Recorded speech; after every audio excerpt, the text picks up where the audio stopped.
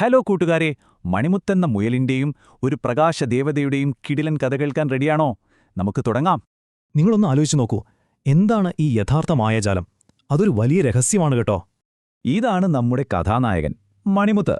കാട്ടിലെ എല്ലാവർക്കും പ്രിയപ്പെട്ട, എപ്പോഴും തുള്ളിച്ചാടി നടക്കുന്ന ഒരു ക്യൂട്ട് കൊച്ചുമുയൽ.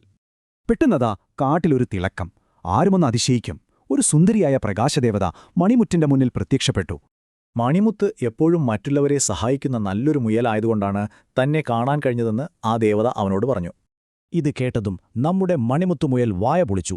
അതാണോ യഥാർത്ഥ മായാജാലം? അവൻ അത്ഭുതത്തോടെ ചോദിച്ചു.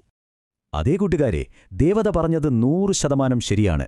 മറ്റുള്ളവരെ സഹായിക്കുന്ന ആ നല്ല മനസ്സാണ് ഏറ്റവും വലിയ മായാജാലം. ഉടനെ ആ ദേവത സ്നേഹത്തോടെ എന്താ കൊടുത്തുതെന്നോ? വെട്ടിത്തിളങ്ങുന്ന ഒരു അടിപൊളി മായാക്കുരുവിയിലെ. ഇതിനൊരു പ്രത്യേകതയുണ്ട്. മണിമുത്ത് നല്ല കാര്യങ്ങൾ ചെയ്യുമ്പോഴൊക്കെ ഈ മായാക്കുരുവി കൂടുതൽ ശോഭയോടെ പ്രകാശിക്കും. ആഹാ, സന്തോഷം കൊണ്ട് തുള്ളിച്ചാടി നമ്മുടെ മണിമുത്തുമുയൽ ആ മായാക്കുരുവിയുമായി വേഗം തന്റെ വീട്ടിലേക്ക് ഓടി. വീട്ടിലെത്തിയതും കാട്ടിൽ നീ എന്തൊക്കെ അത്ഭുതങ്ങളാ കണ്ടതെന്ന് മണിമുത്തിന്റെ അമ്മ സ്നേഹത്തോടെ ചോദിച്ചു.